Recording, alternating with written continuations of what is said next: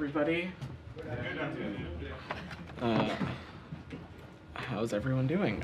I don't have anything off the top today, so Sean, if you want to kick us off. Sure. Can I start with something that this just happened in the past hours? Sure. There's a ship that the Iranian Navy has apparently seized, formerly called the Suez Rajan. Do you have any information on the ship or any reaction to what's taking place? So we condemn the Iranian seizure of the St. Nicholas, which is a Marshall Islands flagged and Greek-owned oil tanker, while it was lawfully navigating waters in the Gulf of Oman. The Iranian government must immediately release the ship and its crew. This unlawful seizure of a commercial vessel is just the latest behavior by Iran, or enabled by Iran, aimed at disrupting international commerce. We believe this kind of action will simply add uncertainty for commercial shipping and for regional and global economies. Iran and Iran-abled provocative actions like this are a menace to the global economy, and it must cease. We in the United States will continue to work to deter and confront the full range of Iran's concerning and destabilizing behaviors. Sure. To expand, has there been any, presumably not with the Iranians directly, but has there been any dialogue on this through partners in the region? Look, when it comes to countering Iran's destabilizing actions, that continues to be a subject of conversation when it comes to our talks with partners around the world, but especially those in the region who are at immediate impact at some of these activities.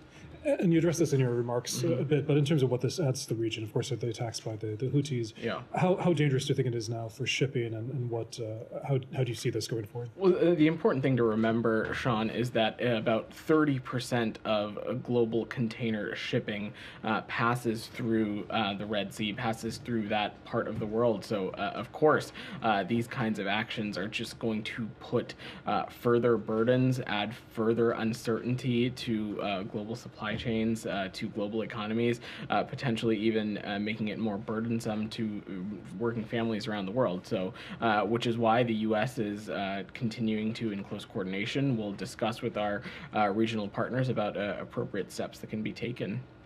Could I switch to a different topic, or do you have something? Yeah. Tanker, Go ahead. The Iranian UN mission said that this was a lawful undertaking sanctioned by a court order that corresponds to the theft of Iran's oil. I was wondering if you have any response to that, or just more broadly, like whether you expect continued oil sanctions evasion, or for things to be even more escalated like this in the future. Well, let me say a couple things. First, as it relates to any seizure, I would refer you to the Department of Justice, who can speak more about that, and specifically on the Suez Rajan case. But broadly, Jenny, it's important that to be incredibly clear that the United States continues to vigorously enforce our sanctions on Iran, including our sanctions on Iran's oil and petrochemical trade. As we have been warning for some time, including in a detailed business advisory to the industry in December, that would-be buyers of Iranian oil put themselves at risk of exposure to U.S. sanctions. And we take this opportunity to remind businesses that they must be vigilant to make sure that their supply chains are not exploited by the IRGC and that other sanctioned entities to conduct illicit activity or to evade U.S. sanctions as well. On this, Yeah, is it go an ahead. American ship or not? As I said, it is a Marshall Islands flagged vessel and a Greek-owned. And will there be any reaction if they don't release the ship? Michelle, it should come no surprise to you. I'm not going to preview any actions from up here. But again, when it comes to countering Iran's destabilizing activities, in this case, its activities, particularly in the maritime space, we will continue to consult closely with our partners in the region about appropriate next steps that can be taken to hold the Iranian regime accountable.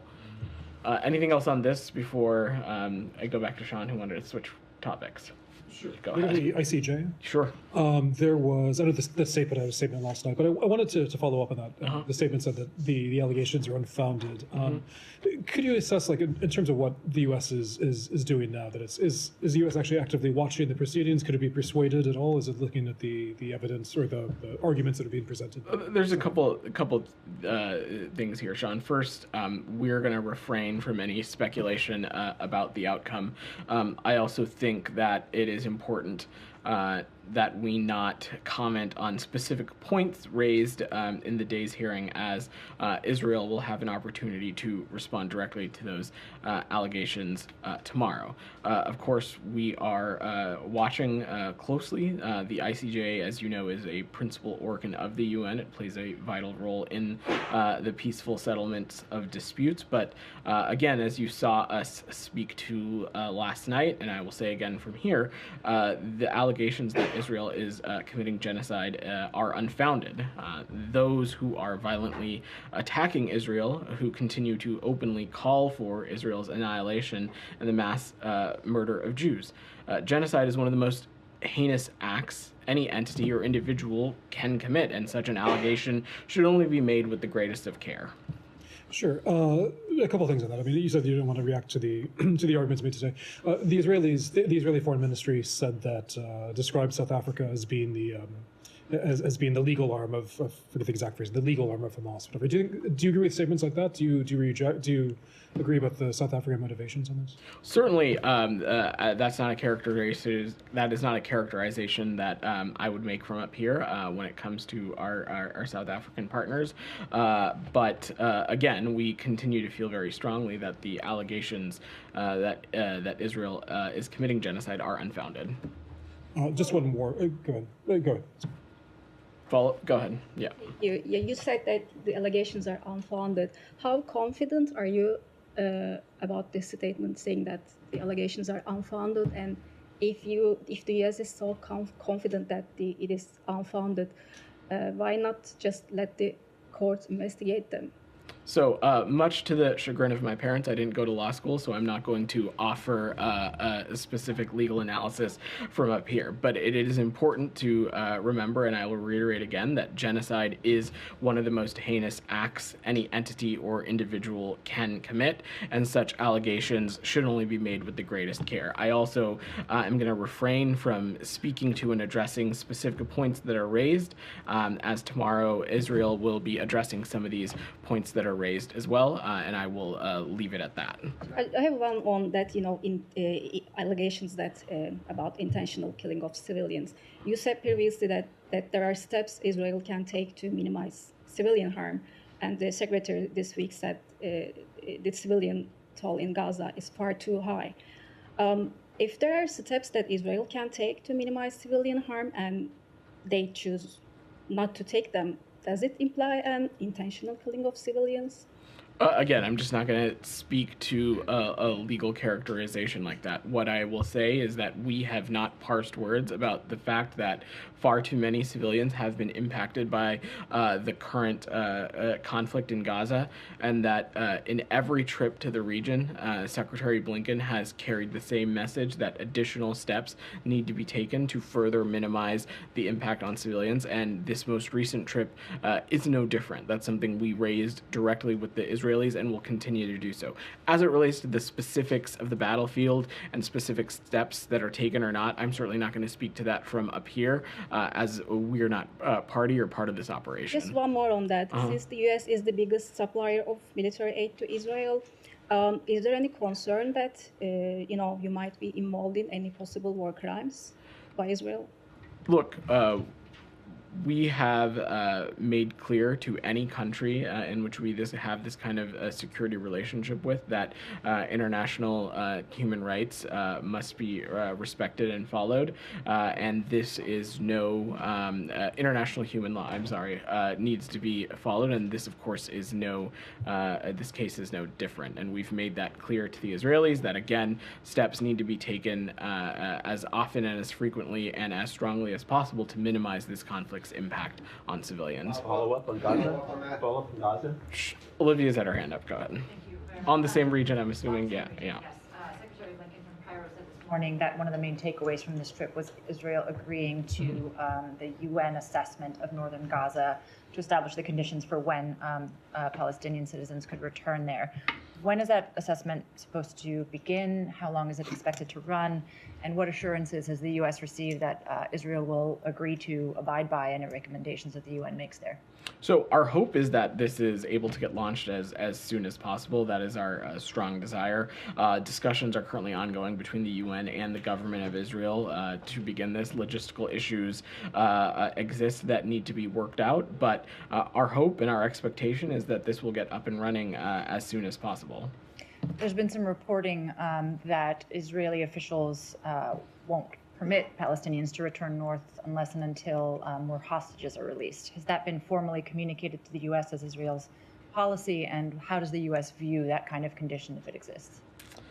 So I'm not going to speak to the specifics of internal diplomatic deliberations, but Palestinian civilians must be able to return to their homes when they choose to return. Full stop. And we've been clear that all hostages must be released immediately, and that the issue of their release should not be linked to any other issues. We've been quite clear about that. Okay, staying on the region and the UN, there's now a warning that the people of Gaza could be experiencing famine by as soon as early February. Were there any concrete commitments secured by the Secretary during this trip to significantly boost the amount of humanitarian aid, the consistency with which it gets in, the volume with which it gets in, the deconfliction zones that seems to be a persistent sticking point in aid's delivery? Any breakthroughs on that front? These are things that we are continuing to work directly with our Israeli partners, as well as the government of Egypt and other regional partners that have a convergence with us on the need to ensure that humanitarian aid can flow into Gaza more frequently, more expeditiously. And those are efforts that we are continuing to work around the clock. When it comes to the flow of humanitarian aid, since October 21st, more than 7,000 trucks of humanitarian aid have been able to enter Gaza. We recognize that that number is still not enough, and we're working around the clock to do everything that we can to ensure that that is increased. Over the course of his travels, the Secretary had the opportunity to speak with the UN's newly appointed senior humanitarian reconstruction coordinator for Gaza, Sigrid Kaag, and he discussed a number of these issues with her, and the United States is going to continue working on these issues in close coordination with the United Nations and others as well. I mean, the 7,000 number notwithstanding, I mean, health officials are saying that it's an average of 127 trucks getting in, down from an average of 500 that were going in daily before this conflict erupted. So this is a 3-month-long effort that seems not to be bearing much fruit. I certainly don't stand up here trying to make the case that those numbers are enough. We know the people of Gaza need more humanitarian aid. More humanitarian aid needs to be flowing into Gaza. More commercial goods need to be flowing into Gaza. Secretary Blinken raised all of these things in his engagements in the region, and I will just add that this dire situation again shows the indispensability of American leadership and American diplomacy. It was our engagement with regional interlocutors that allowed the flow of humanitarian aid into Gaza in the first place. And so we recognize the seriousness of this situation, and we'll continue to work every lever we can to ensure that more aid can get to the places it needs to go. Abby, you've had your hand up. I want to follow up on Olivia's questions. When the Secretary is looking with the newly appointed UN envoy about conditions in the north that would allow people to return up there, how long do you estimate it might take to reach what would be an appropriate level of conditions up in the north? And what are some of the more details of the conditions you're looking for? What needs to take place before people are able to go back there? Right. Well, what you asked is why there is so critical that this assessment work take off, and I don't want to speculate on what conditions need to or should look like, and so we'll let that process play out as soon as possible. But again, it is our hope that that is up and running as swiftly as possible. Given the destruction, obviously, of the infrastructure up there, is the U.S. have specific asks that they would like to see before people are able to go back, or what What is the purpose there of evaluating those conditions? The purpose is to evaluate whether the conditions are acceptable and safe, and in a matter in which civilians are able to return to their homes, or if additional circumstances need to be addressed. And that is why it is so important for this assessment to take place. And in fact, that is one of the a number of the concrete steps forward that Secretary Blinken is carrying from his travels. This agreement between the Israel and the UN to send this assessment team to the north to do this important work. Can I ask about Satterfield's role in this? Will he be working directly with the UN coordinator, or what as our special envoy for humanitarian issues in Gaza, Special Envoy Satterfield, Ambassador Satterfield rather, have no doubt will continue to be engaged on these issues, working very closely with Coordinator COG as well as other regional interlocutors. Michelle, go ahead. On Lebanon, do you have any readout on Hochstein's meetings in Beirut? Was he able to achieve anything? Senior Advisor Hochstein is meeting with the Lebanese government and military officials on Thursday in Beirut in an effort to advance discussions to restore calm along the Blue Line. The U.S. has made it clear it does not support the ongoing conflict spreading into Lebanon and continues to exhaust all diplomatic options to see Israeli and Lebanese civilians return to their homes and live in security and stability. Go ahead, Doc. Go ahead. Thank you. Was it for me? I'll come to you right after. Okay. Yeah. Okay. Well, thank you, Vedant. Since Associated Press and CNN questioned the legitimacy and accuracy of the Hamas-controlled health ministry Gaza death statistics, and CNN stating that they cannot independently verify the number of Gaza deaths, how can Secretary Blinken justify trusting in these unverifiable death statistics, since this Hamas-controlled health ministry never distinguishes between civilians and combatants, nor how Palestinians were killed, whether from Israeli airstrikes and artillery barrages or other means like errant Palestinian rocket fire? It describes all casualties as victims of Israeli aggression. I have follow-up. When it comes to civilian casualties, when it comes to civilian casualties, any number above 0 is one that is heartbreaking for us. And that is why at every trip and at every engagement with Israeli officials, at every engagement with regional partners, we have stressed the importance of steps being taken to minimize the impact on civilian casualties. Okay, so do you see these questions, do you see these death statistics as really unreliable or unverifiable, as CNN and Associated Press talked about? We've previously spoken to this. The health ministry has had a track record of inflating or inaccurately reporting on statistics before. But again, what I want the takeaway from here to be is that our viewpoint, the United States viewpoint, is that any number of civilian casualties, if that number exists above 0, is heartbreaking and unacceptable to us. Well, and more steps need to be taken to minimize the impact on civilians. Go ahead. Thank you, but can I just have a follow-up? You got 2 questions. I'm going to work through them. Go ahead. On the Gaza issue, in 2022, the U.S. filed a brief of intervention in Ukraine's case against Russia in the ICJ. Why are the circumstances different that the U.S. would not file such a brief or support South Africa in its action against Israel? What are the points of difference that the U.S. has decided on to adopt these very different positions? Every conflict is different, and how and whether there is a ground to make a determination or not is based on specific facts and law. And again, in the case of genocide and this ongoing case in front of the ICJ, we believe that those claims are unfounded, and we believe that making such a claim needs to take place with such great care. The claim is not exactly genocide is happening. The claim in the brief is that the potential for genocide is in place. The bar for genocide is exceedingly high, as you know.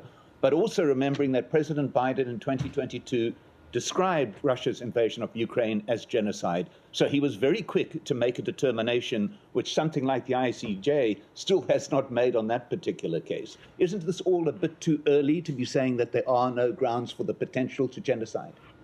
every conflict is different, and every circumstance is different, and these kinds of determinations need to be made with a close look at the law and the facts.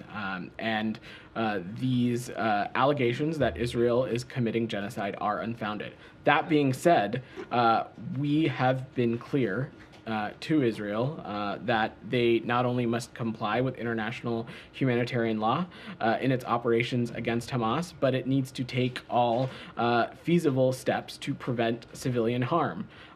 Also, we have been clear with regional partners who have relationships or influence with Hamas that any step that they would be interested in taking to cease hostilities, to release hostages, to take steps away from their self-claimed goal of repeating October 7th again and again and again and again would be welcome as well. Can I follow up on that?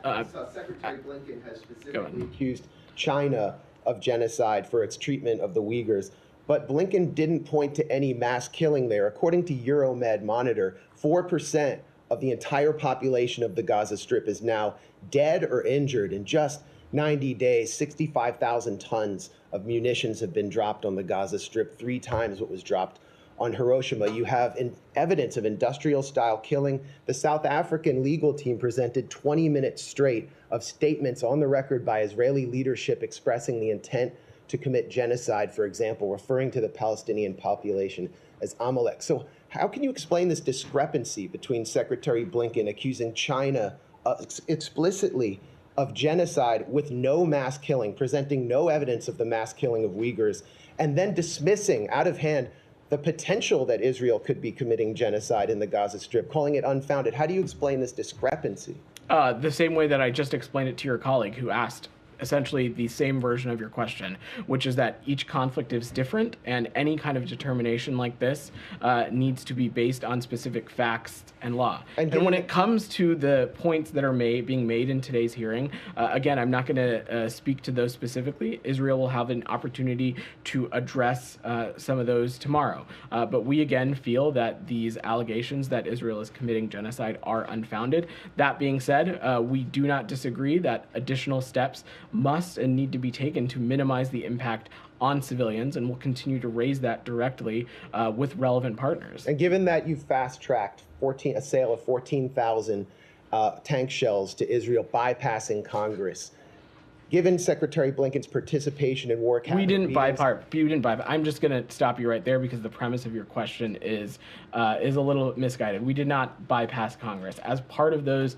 as part of that, there is appropriate congressional notification that happens, and we complied with those appropriately. Okay, more and more members of Congress are demanding oversight because they're not getting adequate oversight. But no one disputes that the U.S. is isolated in protecting Israel as it conducts this operation, as it calls it, in Gaza. No one disputes the direct U.S. role. So the question is, does Secretary Blinken, who went to Israel first, declaring he was there as a Jew, identifying with the ethno-religious character of this state, which is now standing accused of the potential to commit genocide, is Secretary Blinken concerned that ruling in favor of South Africa in this case could set the stage for his own prosecution or that of your colleagues? I'm just not going to get ahead of hypotheticals, and you probably shouldn't either. Jackson, go ahead. Thanks, Vedant. A few questions. One, is the department worried about China interfering in the Taiwanese election? Is the state communicating with Beijing about the administration's upcoming delegation to Taiwan? Next one is, given the crucial relationship between the Secretary of Defense and the Secretary of State, when did Secretary Blinken learn of Secretary Austin's hospitalization? And finally, what is the State Department's protocol if the Secretary of State is unable to fulfill his duties due to specific reasons like being hospitalized? Let me try and speak to those. First, as it relates to your question about upcoming elections in Taiwan, we've been very clear about our opposition to outside interference or malign influence in Taiwan's elections. We also have deep confidence in Taiwan's democratic process and believe it is for Taiwan voters to decide their next leader, free from outside interference, and I will just leave it at that. As it relates to your questions about protocols and Secretary Austin, Secretary Blinken spoke to this in Doha, so you should make sure to catch the transcripts on travel. But as he said, he did not know about the circumstance. But beyond that, as it relates to processes that exist at the department, I'm not going to get into hypotheticals, but we have a process in place to ensure that should the secretary be not in a position to execute the duties of his post, that the role be appropriately delegated to the senior officials that exist in this department that fall in the relevant chain of command. Part of that also includes notifying the public as appropriately should we need to. But again, I'm not going to speak to that process in much more specificity. But don't the American people deserve to know the process given what just happened at the Pentagon? Is this really the time for being opaque, with all due respect? Again, I'm just not going to get into hypotheticals. We have a process in place should we ever need to rely on it. Thank you. Cindy, go ahead. Ecuador. Ecuador's president met with diplomats in Quito and put into motion several measures to respond to the violence. Can you talk about how the U.S. Plans to support Ecuador in this?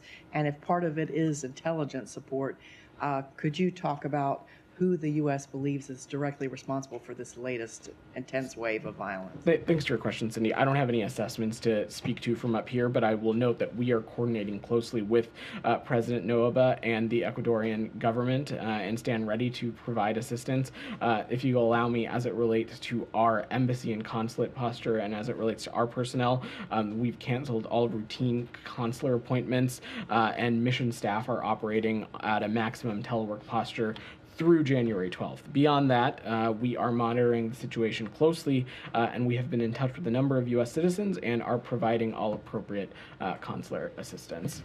Can you talk more about Can I just follow up? Go ahead. what kind of aid? Yeah.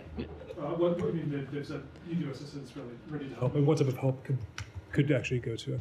I don't want to get ahead of this process, and of course the government would need to, of course, request aid before we could provision it, but the point that I'm making is that we stand ready to provide assistance and are continuing to work closely and coordinate closely with the president and the government there as well. Go ahead. Just to head back to the Middle East, if I may, I wanted to ask how far the parameters of normalization with Saudi Arabia have shifted since October the 7th and the war in Gaza. Prince Khalid bin Bandar, the Saudi ambassador to London, gave an interview with the BBC this week where there was a very clear shift in tone and emphasis. He talked about we've been willing to accept Israel for a long time, a reality that's there that we have to live with, but we can't live with Israel without a Palestinian state. He said that nothing else matters other than a sovereign, stable, independent Palestinian state. It wasn't being talked about in these very clear terms at the time that normalization was being discussed more later last year. So I just wondered what you made of those comments and if you think this is really a change in the parameters for a deal. So the Secretary spoke, addressed a great deal of this on the road, but those are statements in a broad brushstroke sense we agree with as well. It is clear from the Secretary's travels that there is a convergence among ideas between the United States and Arab leaders that Israel should be able to live in peace and security, free from the threat of terrorism or attacks by its neighbors. It's also clear that we all agree that Gaza and the West Bank should be united under Palestinian-led governance. And the future of the region depends on further integration, not division. And this also requires the establishment of an independent Palestinian state. We've not parsed words about how key we believe that is to what we believe is longer-term peace and stability for the region. But do you think what Hamas did has effectively rewritten the Arab position in a much more clear sense? They weren't speaking with the use of that kind of language a few months ago. I just don't want to speak to any kind of evolution or anything like that. That wouldn't be for me to address. Sorry, Janie, go ahead. Thank you, President. Yeah. The UN Security Council resolution meeting on violation of the arms trade between the North Korea and Russia ended without a conclusion yesterday. And meanwhile, Russian ambassador to the UN reputed that the US had made unreasonable claims without evidence. How would the US respond to this? As a permanent member of the UN Security Council, Russia is flagrantly violating multiple UN Security Council resolutions in its attack of another UN member state. These violations that are further the suffering of the Ukrainian people. And in its recent transfer of ballistic missiles from the DPRK to Russia, the DPRK is also at blame for violation of additional violation of UN Security Council resolutions, including the UN arms embargo. So we believe that when it comes to this, that all countries have a role to play here. You know, White House confirmed this between North Korea and Russia has, arms treaties. They have all kind of evidence. Why they say that without the evidence, the United States is unreasonable claims. How did you refute this to Russia? Sorry, refute what exactly? This Russia said that without the evidence, U.S. doesn't have any evidence to the arms trade between U.S. and Well, Jenny, it's interesting that the Russian Federation would say that, given that earlier this week, Secretary Blinken and 49 other foreign ministers and the EU High Representative issued a joint statement condemning the DPRK's transfer of ballistic missiles to Russia for use against Ukraine. So there is a high level of confidence between, I will say, from the United States as well as these other partners who share our concern and condemnation of the transfer of this type of ballistic missile. Quick follow-up, China is tolerating this. Do you think China is also responsible for this? We've long said that countries that have a relationship with the DPRK, or including even Russia in that matter, have a responsibility to help curtail this kind of provocative, harmful activity. Geeta, go ahead. Thank you, Vedant. I have two questions about Iran. I believe one has been addressed, the one about the seizure of the oil tanker by Iran. Yeah. All right, the second one is travel advisory for Iran has been updated, was updated today, I understand, and it seems like the risk of terrorism has been added to it. Does it have anything to do with the recent bombing in Iran on the anniversary of the Soleimani death, and anything else that you can tell us about? So I would not necessarily link it to any one specific event. Our travel advisories look at the totality of the circumstances on the ground as it relates to a particular country, and we look at various threat levels and trends that may contribute to how we designate them on our travel advisory list. But yes, today the department did update our travel advisory for Iran to add the T indicator for risk of terrorism. We also updated additional information regarding risks associated with surrogacy tourism in Iran as well. So there are a number of factors that we look at when updating these travel advisories, not just specifically about one singular event. Alex, go ahead. A couple of questions on Russia and tomorrow in South Caucasus. The media reports citing U.S. foreign trade records in claiming that U.S. has purchased Russian oil despite import ban. Is there any validity to those reports, and what would your reaction be? I'm not aware. I've not seen those reports, and I wouldn't believe that there isn't any validity to them at all. But we're happy to just double check what you're referring to. Yeah, that would be helpful. Moving to the front line, Russia is back to its familiar tactic. They're targeting hotels. Today, hotel was full of reporters with ballistic missiles. Ukrainian foreign minister earlier this year, during the new year, when there was, massive attacks from Russia, came up with, 5 immediate steps that the U.S. West would take to stop Russia. Why hasn't the Secretary spoken with Ukrainian colleagues since then? The Secretary speaks to foreign counterparts, including counterparts in Ukraine, as often as he needs to, and if not happening at the Secretary's level, conversations continue to be ongoing through, of course, our ambassador and other staff who work on these issues, not just necessarily in the case of Ukraine, but in, of course, any country, so I would not interpret that to mean anything. Is the department reviewing those 5 steps that Ukraine thinks you should take to limit Russia's attacks? Sorry, those 5 steps that Ukraine laid out, including limiting, stopping, let's say, limiting Russian diplomats, from freezing Russian assets to boosting your support to Ukraine militarily. Are those steps being considered? So, Alex, we have taken a number of steps over the course of the past 2 years to not just continue to support our Ukrainian partners, but also hold the Russian Federation accountable. I don't have any additional steps to outline for you today, but in both of those regards, we, of course, won't hesitate to act should we need to. I'm moving South Caucasus, if I may, one more on South Caucasus. Follow Can I do Ukraine? Please come back to me. Okay. Okay. Why don't we do Ukraine, Russia, then we'll make our way back to the Caucasus. Go ahead, Michelle. Any comments on the Pentagon report that 40,000 weapons worth more than $1 billion that the U.S. sent to Ukraine have not been properly tracked?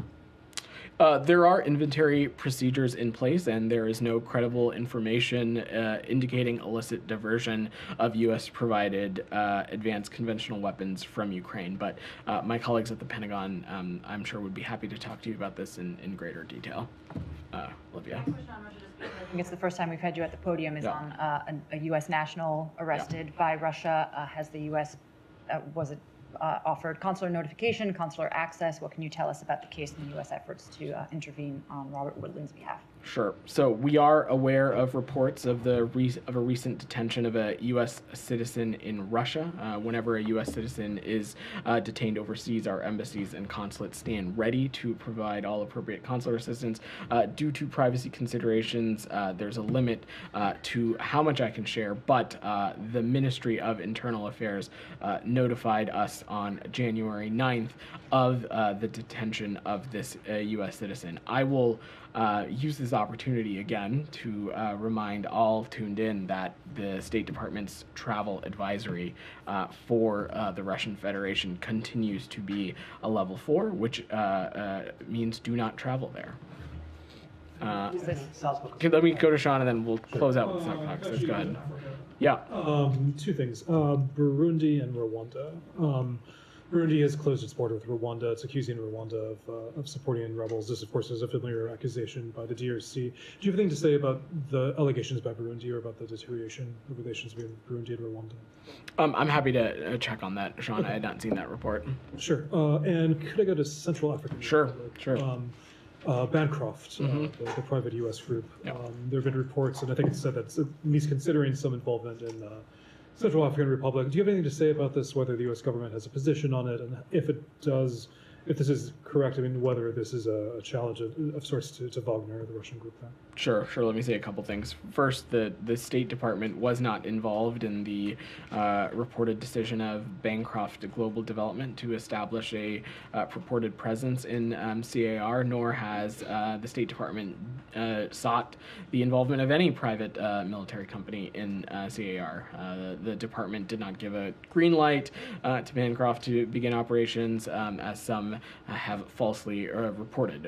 We're committed to partnering with the Central African people, and will continue to engage closely with the CAR government and international partners to achieve our shared objectives of a peaceful and prosperous Central African Republic that respects human rights and the rule of law. And I would just add on top of that, John, broadly, not as it relates to this particular incident, as you well know, that when it comes to private entities, private enterprise corporations operating in any country, there are business advisories that the interagency puts out that exists that would serve as a resource, but certainly the department's not involved in any green lighting of any sorts. Sure. Just to expand on that, it's not involved in any green lighting. Does it have any concerns about this? It's a private company, obviously. I just wouldn't comment on that. Yeah. All right, Alex, go ahead. Following Special Advisor Bono's talks in the region this week, do you sense any progress being made?